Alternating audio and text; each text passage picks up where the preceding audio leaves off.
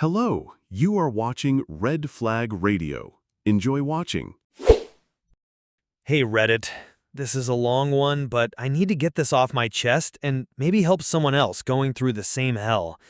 So I, 34 male, have been married to my wife, 32 female, let's call her Jessica, for 7 years. We met at a mutual friend's party. She was charming, funny, had that type of magnetic confidence that makes you want to orbit her. We hit it off immediately. She said she loved my calm energy, maybe foreshadowing how I'd be the calm one holding everything together while she was out doing God knows what. Anyway, early years were great. Vacations, deep convos at 2 a.m., plans for kids. We even adopted a dog together, which for us felt like the prelude to something bigger. But somewhere around year 6, things changed. Nothing loud, nothing obvious, just quieter. She stopped laughing at my jokes, her phone started living in her pocket like a paid rent there, her smiles looked forced, the kind that never reached the eyes. Sex became routine, transactional. I'm tired, long day. Let's do it tomorrow. Tomorrow never came. At first I blamed myself, thought maybe I was too focused on work, maybe I wasn't romantic enough. I even started cooking more, cleaning more, giving her foot rubs like a simp. Nothing worked. Instead of getting closer, she started coming home later, traffic, drinks with coworkers, just needed air. The lies were microscopic at first, just small enough to ignore. But cracks, no matter how hairline they start, always spread. About 3 months ago, something finally clicked, and not in a good way. Jessica had gone out for drinks with her coworkers on a Thursday night. Totally normal, except she came home at 1:40 a.m., I was still awake, mostly pacing, pretending to be chill while doom-scrolling Reddit. She walked in, smelled like a mix of cheap perfume and cigarette smoke, which she doesn't smoke, and her hair looked different, like it had been messed up and lazily refixed in a bathroom mirror. Her blouse was buttoned wrong, one off, and her bra strap was hanging halfway out under her jacket. I'm not a detective, but come on. I asked, "Had fun?" She just said, "Yeah, it was fine. You didn't have to wait up." No kiss, no details, straight into the bathroom, then bed. Something about that night gnawed at me. The next day, I checked our shared bank statement out of curiosity. There it was. 2 Uber rides, one around 8 p.m. to downtown, and one at 1:17 a.m. from an address I didn't recognize. Not a bar, not a restaurant. I Googled it. It was an apartment complex. I asked her about it later. She paused. Said she and some coworkers went back to a friend's place to keep the party going. I asked who. She blinked and said, "You don't know them." That answer? That was the moment my gut screamed, "She's cheating." I didn't react. I just nodded. But inside, I was already plotting. I screenshotted the Uber receipt. I saved everything. I knew if I pushed too soon, she'd shut down, lie harder. So I did what every betrayed man learns to do. I waited in silence. I was officially in recon mode. 2 weeks after the Uber incident, Jessica started getting weirdly generous. Random kisses on the cheek, cooking dinner. She never cooks. Even offered me a back massage while we watched Netflix. Now, I might be dumb, but I'm not stupid. Guilt is a hell of a motivator. She wasn't affectionate, she was overcorrecting. So I played dumb, acted grateful, but I kept watching. One afternoon while she was in the shower, her phone buzzed. Normally she took it with her, but I guess she was in a hurry. The screen lit up with a notification, "Can't stop thinking about last night," from a number not saved in her contacts. I didn't open it. I didn't have to. The preview said it all. But here's where it gets really interesting. That night when I brought it up casually, very casually, I said, "Hey, your phone got a weird text earlier, something about last night?" She froze, looked at me like I just told her I set the house on fire. Then she laughed, "Oh, that was from Sarah. We were talking about that horror movie we watched." I said, "Sarah? Didn't it come from a number that wasn't saved?" She blinked again. "Yeah, she changed her number. She does that sometimes. Long story." "Sure, Jessica, sure." So that night, when she fell asleep, I did something I'm not proud of. I snooped. I looked through her messages, but everything was clean. too clean, too damn clean, like someone had recently deleted a ton of stuff. Then it hit me. She had a second phone. I remembered a weird buzzing sound in her purse a few nights ago when her main phone was sitting on the charger. She had grabbed her bag real fast and took it into the bedroom to look for a charger. Now I knew what was really in there. The next day, while she was showering again, that's when she lets her guard down, I checked her purse. Boom. There it was. A second phone, tucked between makeup bags, a crappy Android burner phone, and loaded with messages. I didn't read everything. I couldn't. Just a few was enough. Can't believe you wore that skirt for me. Let's do the hotel again next week. I'll pay. I hate that I have to pretend you're just a coworker. I nearly vomited. She was cheating, full-blown, repeatedly, and not even with one guy. There were two. That's when something in me flipped. I wasn't just going to leave, I was going to make her pay. All right, so now I knew. My wife, Jessica, was not just cheating, she was treating my marriage like a damn side quest while she went on dates, had hotel hookups, and played house with two different men like it was some kind of hobby. But here's the thing. I didn't confront her. Not yet. I wanted to, but I kept my cool. Why? Because I wanted to burn it all down and watch her smile while it happened. She lied to my face, slept next to me, ate the dinner I cooked, used my money, and still thought she was smart enough to get away with it? Nah, I wasn't going to cry and walk away. I was going to collect receipts and build something better than anger. A plan. First step, evidence. I made copies of everything, screenshots from the burner phone, Uber receipts, her second hotel booking confirmation in her email. Yep, she was dumb enough to leave that open one night. I even recorded a voice memo one night when she called one of them baby while I pretended to be asleep next to her. Second step, patience. I started being extra affectionate, asking about her day, pretending to be interested in her late meetings and yoga classes. The more I pretended to believe her, the more reckless she got. Like part of her wanted to be caught. Third step, financial moves. We had a joint account, but I also had a private savings account from before we were married, one she didn't know about. I started shifting small amounts of money over, nothing big enough to flag attention, just enough to protect myself. And I called a lawyer. I didn't want advice yet. I just wanted information. What would I need to protect myself in the divorce? What rights did I have? How could I make this as clean and devastating as possible? But I still wasn't ready to drop the bomb. I needed something final, something that would break her confidence.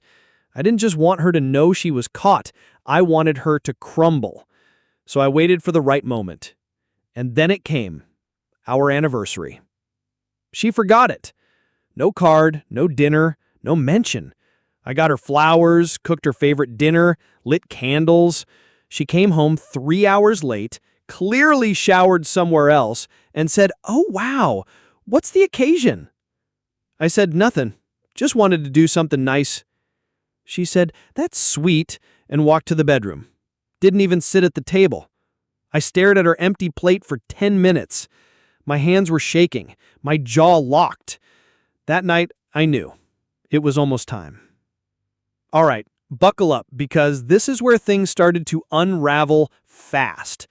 After she forgot our anniversary and brushed off a dinner I spent 2 hours making, I decided next Friday was going to be D-Day. I texted her that week, said, "Hey, I know we've both been busy. Let's do a fancy dinner Friday night. My treat. Just us. Let's reconnect." She replied, "That sounds nice. Heart." She had no idea. I booked a reservation at the restaurant where we had our first anniversary dinner. Candlelight, piano music, private little booth, real sentimental vibes, because I wanted it to sting. That Friday night she showed up looking stunning. Red dress, hair curled, heels, like she was trying to sell the illusion. I almost laughed. That same morning she had told Kyle, yeah, I found out one of the guy's names from her messages, she was so wet just thinking about last night. I played it cool. Ordered wine, we chatted about nothing. She complimented the food, told me I looked handsome. All fake, all fluff. Halfway through the meal, I leaned in and said, "So, anything you want to tell me?" She blinked. "What do you mean?" "I mean, like, anything. About your week, or, I don't know, like, Kyle? Or Ethan?" Her fork froze mid-air. Total silence. Her face drained like a bathtub. She looked like I just stabbed her with the butter knife. Then came the stutter. "What are you talking about?" I calmly pulled out a small folder, slid it across the table. Inside, printouts, screenshots, receipts, her burner phone history, a copy of her hotel booking, even a pic of her with Kyle that I got from his Instagram. Public. Genius move. I said, "I know. I've known. For weeks." Her hand shook as she opened it. She didn't even deny it, just whispered, "You went through my stuff?" I laughed, loud enough to turn heads. That's your response? That's the angle you're going with? And then she flipped. Suddenly, it was my fault. I wasn't there for her emotionally. I worked too much. She didn't plan to fall for someone else. And my favorite, it just happened. I let her rant, let her cry fake tears, let her call me controlling, cold, distant. And when she was done, I said, "Well, good news. You'll have all the time in the world to fall for someone else now. You're going to need it." Then I got up and left her sitting there, with the bill, with the evidence, with the look of someone who had finally realized the game was over and she'd lost. So, I left her there, sitting in that fancy booth, red-faced, alone, surrounded by candlelight and the scent of lies catching fire. I drove home with this weird, detached calm. Like when you've been bracing for a storm and it finally hits. You're soaked, sure, but at least you're not guessing anymore. I beat her home by an hour. She probably sat in the parking lot calling Ethan or Kyle, or maybe just staring at herself in the mirror, realizing everything she built was crumbling. When she finally walked through the door, her voice was trembling. "Can we talk?" I said, without looking up from the couch, "Nope. You've had months to talk." She started crying, the real kind this time, or at least it looked real. No makeup, smeared mascara, her dress wrinkled like it had been clawed at in panic. She begged, said she'd go to therapy. She'd break it off with both guys. She didn't realize what she had until it was gone. I didn't even flinch. I just said, "Jessica, you treated me like an option. Now I'm removing myself from the list." She fell apart. And I don't mean dramatic movie sobbing. I mean the kind of break that comes when someone realizes they're not in control anymore. She sat on the floor in the hallway, sobbing into her arms. She didn't sleep in the bedroom that night. I locked the door. And I didn't feel bad. Not one bit. The next morning, I served her divorce papers. Pre-drafted, professionally done. No warning. She just woke up to them on the kitchen table, next to her cold coffee and my wedding ring. She lost it. Screamed, swore, called me heartless. But the best part? I'd already moved most of my stuff to a buddy's guest house. I had a bag packed in the car, a dog sitter ready, everything set. She was alone. She kept texting me, alternating between anger and begging, but I didn't respond, because revenge wasn't coming with flames or shouting. It was coming with silence, strategy, and surgical precision. You know the saying, living well is the best revenge? Screw that. Living smart is the best revenge. See, after I served the papers, I didn't just walk away and hope karma would eventually do its job. Nah, I became karma. Because here's the part Jessica didn't know. While she was busy playing house with Kyle and Ethan, I had been playing chess. Turns out, cheating on your spouse especially when you're using marital funds to finance hotel rooms, lingerie, Uber rides, and burner phones, looks really bad in court. And I'd been keeping every receipt, timestamp, and message like a petty little librarian with a grudge. My lawyer loved me. And here's where it gets spicy. We live in an at-fault divorce state. That means her infidelity wasn't just morally gross, it was legally expensive. Suddenly, Jessica's plan to take half of everything evaporated like steam. I wasn't just getting out, I was getting out ahead. But I didn't stop there. I reached out to Kyle's fiancé.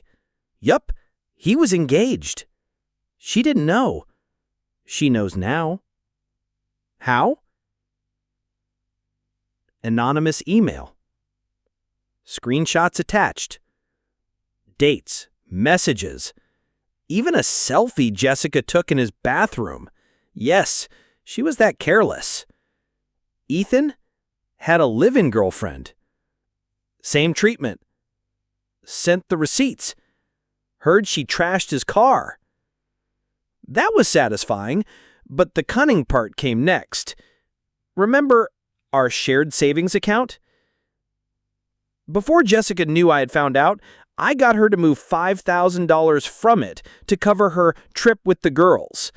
Except it wasn't a real trip. I created a fake itinerary with a fake booking site I made using a template from Squarespace. She thought she booked a luxury spa weekend. She paid for it. It never existed. Guess who owned the dummy site and account that money landed in? Yours truly. Totally legal. Documented. She sent it willingly, thinking she was going to get cucumber water and hot stone massages. She got nothing.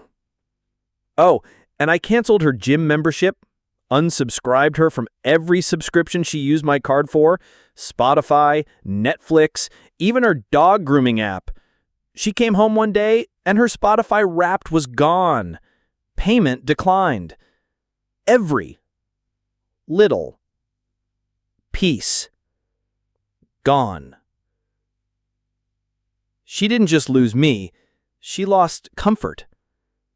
She lost routine. She lost control. And I did it all without yelling once. So after the spa trip that never was, the emails to the side guy's girlfriends, and the divorce papers hitting the table like a guillotine, Jessica finally realized she was in free fall, with no one left to catch her. Cue the Apology Tour 2025. She started messaging everyone we both knew, friends, family, her own mom, spinning this beautifully crafted sob story about how it was just emotional cheating. Lie.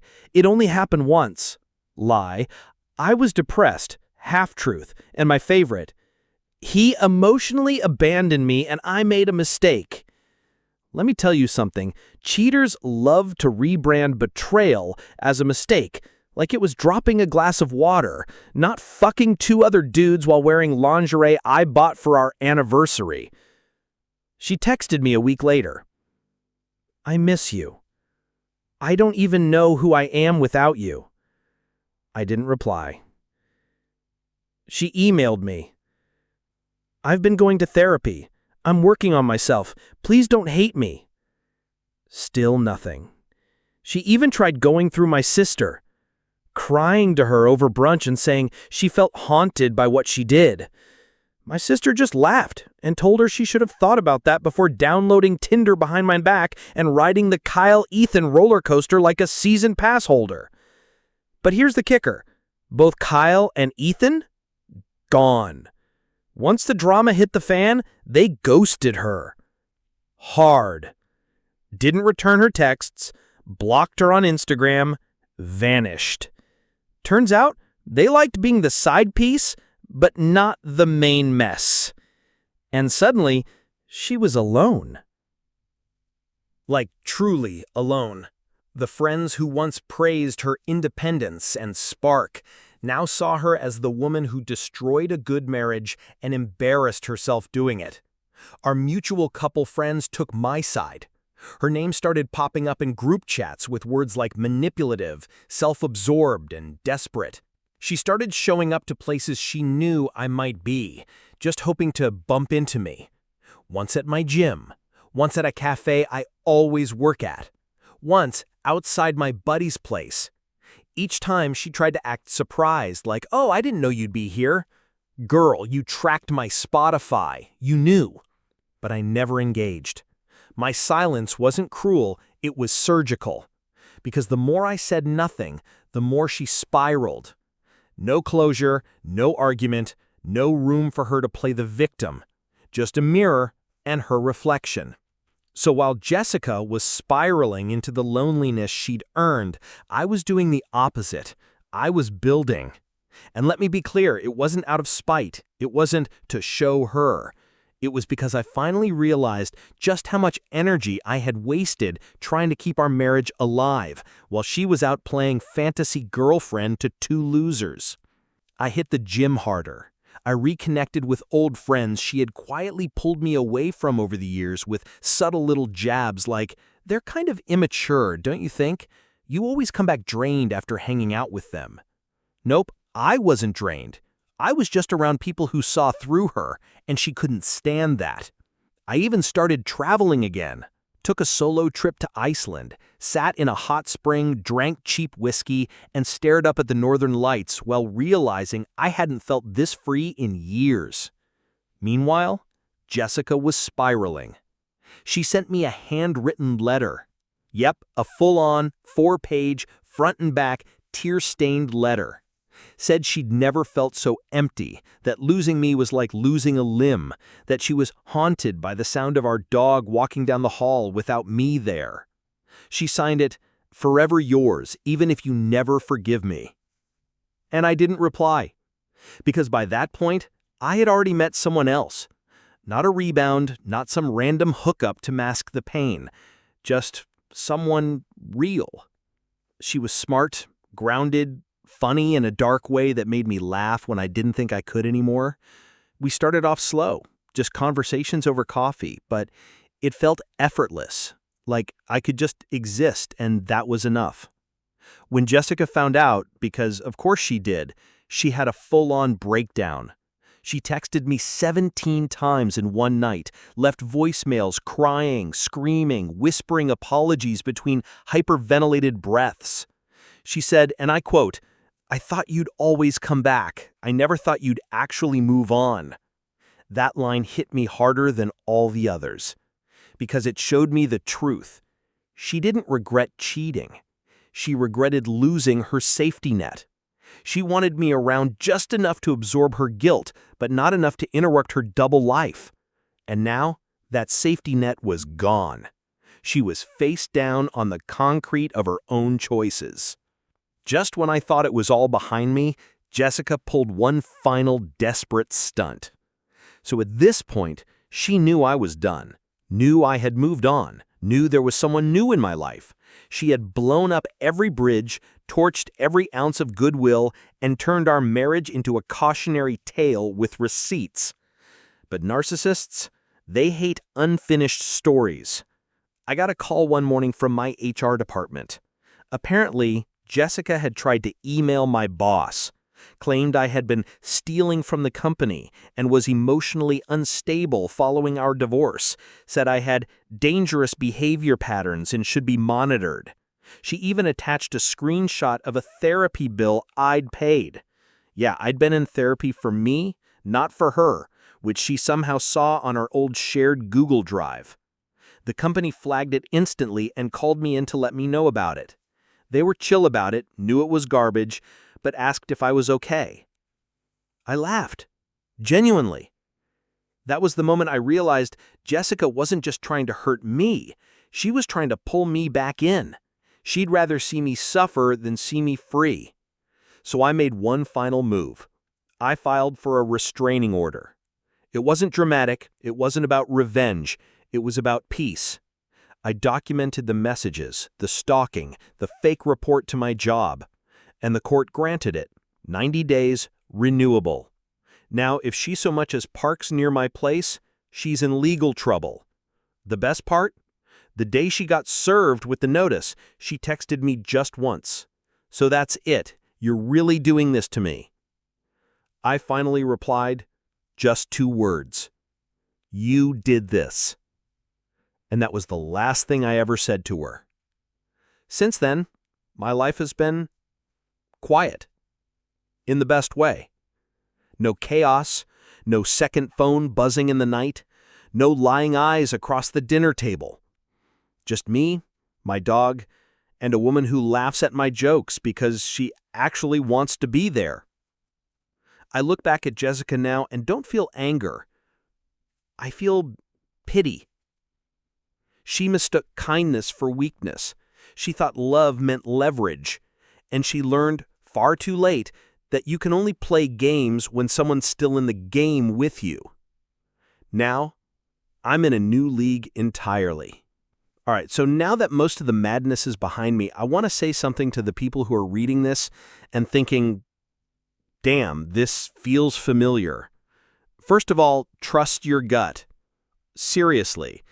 That voice in your head that whispers, something's off, it's not paranoia. It's instinct honed by countless little micro signals you've picked up. The way they avoid eye contact, change their story mid-sentence, put their phone face down, suddenly become emotionally distant or worse, artificially sweet. You feel it before you see it. Don't ignore it. Second, document everything.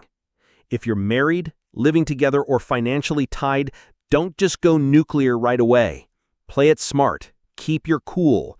Take screenshots, save receipts, set up a secret folder or a USB drive. The difference between he said, she said, and undeniable truth is documentation. Third, stop making excuses for them. I made this mistake. I told myself she was just tired, stressed, needed space, that maybe I wasn't doing enough. And while self-reflection is healthy, self-blame in the face of betrayal is poison. If you're giving 90% and they're giving 10%, that's not a relationship, it's a hostage situation. Fourth, don't be afraid to walk away, quietly, calmly, and completely. You don't owe them a dramatic confrontation. You don't need to scream or throw their clothes out the window. You don't need revenge that makes headlines. You just need to walk out with your dignity intact and your peace protected. That, by the way, is the most powerful revenge. They expect anger. They expect tears. What breaks them? Indifference. Fifth, get a good lawyer. Even if you're not married, get legal advice. Whether it's breaking a lease, dividing assets, or protecting yourself from future drama, knowledge is power. Emotional trauma is bad enough. Don't let it ruin your finances too. Lastly, don't let one person's betrayal define your future. It took me a long time to realize that Jessica didn't ruin love. She just ruined herself. And her actions said everything about her, not about what I deserved. There are good people out there. There is love that doesn't come with secrets and manipulation.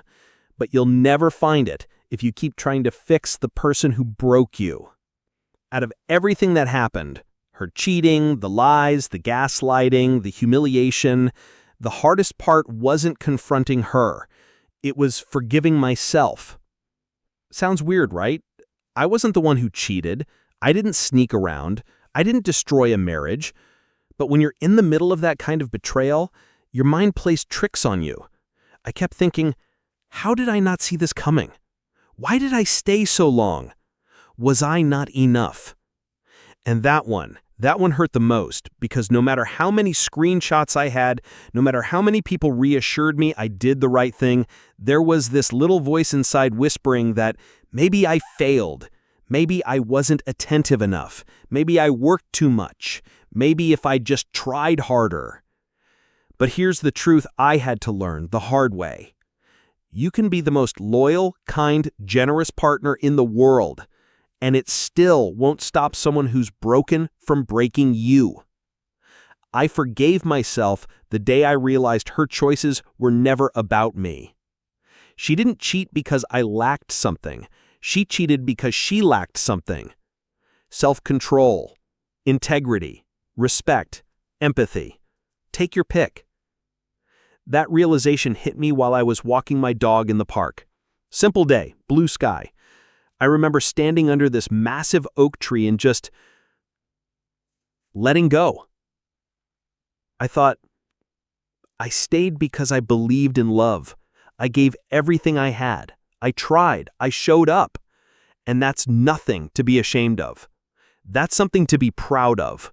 I went home that day, opened a bottle of wine, cooked myself a nice dinner, put on my favorite album, and sat there smiling like a man who'd finally stopped dragging his own guilt around like a corpse. Because here's the thing. I didn't fail. She did. And I wasn't broken. I was free. So after the dust had settled and I had rebuilt my life from the ground up, I started hearing little updates about Jessica here and there. Not that I went looking for them. I genuinely didn't care by that point. But mutual friends talk, especially when drama lingers like a bad smell. Turns out, Jessica did what most people like her do after a nuclear self-detonation. She tried to rebrand. She moved into a one-bedroom apartment downtown, started posting healing journey content on Instagram. You know the type: sunset yoga selfies, wine and face mask nights with captions like, "Focusing on me for once," #self-love, #growth. That kind of fake deep influencer energy that looks peaceful but smells like desperation and filtered regret. She even tried to start a relationship advice blog. Let that sink in. The woman who cheated on her husband with 2 different men, gaslighted him, stole from the joint account, and nearly got a restraining order, was now giving relationship advice. Stuff like, always follow your heart. Don't let society tell you what love looks like. Healing isn't linear. Honestly, I couldn't be mad. It was just sad. Like watching someone try to mop up blood with glitter. As for Kyle and Ethan, both gone. Long gone. Kyle got married to his original fiancée, believe it or not. I'm guessing she never found out everything, or maybe he spun his own brand of BS. Ethan moved to another state, blocked Jessica on everything. Not even a breadcrumb trail left. And here's the final irony. The one thing Jessica always claimed she feared most was being abandoned. She said it like a curse, like she'd do anything not to feel it again. So what did she do? She created the exact scenario she feared most with her own hands. Now she's alone, still trying to spin the narrative, still rewriting history online to strangers who don't know what really happened. And me? I'm thriving. I've got real peace, a partner who communicates, a dog who never lies, a home that feels like home again. And not once have I ever looked back and wished I'd stayed. Because the truth is, Jessica didn't lose me when she cheated. She lost me when she thought I'd still be there after. Her name is Claire. We met, of all places, at a bookstore. I was flipping through a hardcover I had no intention of buying, and she made a comment about the author being brilliant but emotionally constipated. I laughed, genuinely, and we ended up talking for an hour right there in the aisle, like 2 characters in a slow-burn movie. Claire isn't flashy. She doesn't play games. There's no second phone, no dodgy answers, no fake girls' nights that end at hotel rooms. She just shows up. For real. She listens. Not the passive kind where someone just waits for their turn to speak, like Jessica always did. Claire listens with intent. She remembers things I mention in passing. She brings me coffee just the way I like it. She asks about my day and actually cares. And she knew about my past almost from the beginning. I didn't hide it. I told her about the betrayal, the revenge, the pain, and the silence that followed. She didn't flinch. She just said, "Well, whoever let go of you didn't know what they had, but I do." That hit me harder than all the therapy sessions combined. We didn't rush into anything. Took it slow. Built something based on mutual respect, shared sarcasm, and long conversations that went past midnight. Our first kiss felt like permission to breathe again. It's not perfect. Nothing is. But that's the thing. Claire doesn't expect perfect. She expects honesty, effort, presence. And for the first time in a long time, I want to give that. Not out of obligation, not because I'm afraid of losing her, but because I know what it feels like to be lied to, devalued, replaced. And I refuse to ever make someone feel that small. Claire helped me realize that being with someone doesn't have to feel like constantly proving yourself. It can feel like peace. And that's what healing really is. Not dramatic epiphanies or revenge-fueled victories. It's laughing over breakfast with someone who sees you exactly as you are and still chooses to stay. If you've made it this far, first of all, thanks for reading. I didn't expect this story to go viral or resonate with so many people. I just needed to get it out, to make sense of it, to feel less alone. And maybe, if you're reading this and you're in the middle of your own heartbreak, whether it's a gut feeling you can't shake, a betrayal you just discovered, or the slow ache of loving someone who doesn't love you back, maybe this will help. Because here's what I've learned. 1. You're not crazy for noticing the small things. The late nights, the weird smiles, the phone always face down, the sudden distance. You're not being paranoid. You're being observant. Don't gaslight yourself into silence. 2. Cheating isn't a mistake. It's a decision. A mistake is dropping a glass. Cheating takes planning, lying, hiding, covering tracks. It's layered deception. Don't let them reduce it to a slip-up. 3. Forgiveness isn't weakness, it's freedom. Not for them, for you. I don't mean reconciliation, I mean letting go of the version of you that thinks you weren't enough, the version that clings to what should have been. You forgive so you can move forward, not backward. 4. Revenge feels good, but peace feels better. Yeah, I hit her with a tactical strike of karma. I won't pretend that didn't feel incredible, but the real win wasn't watching her fall. It was getting to rise without her, to smile again without bitterness in my mouth. That's the ultimate revenge, a life so good it makes the past irrelevant. 5. Don't lose the best parts of yourself because of someone who couldn't value them. Keep being kind, loyal, empathetic, not for them, but because that's you. Don't let a broken person turn you into someone cold just to survive them. So, if you're in it right now, if you're hurting, if you're waking up each day wondering if you're crazy or just too soft for this world, hear it from me. You're not broken. You were just loving the wrong person. And one day, when you've done the healing, when the dust settles, when your laugh comes back and feels real again, you'll look back at this chapter not with regret, but with clarity. You'll realize you didn't lose them, they lost you. And honestly, that's on them. This was my story. Thanks for reading.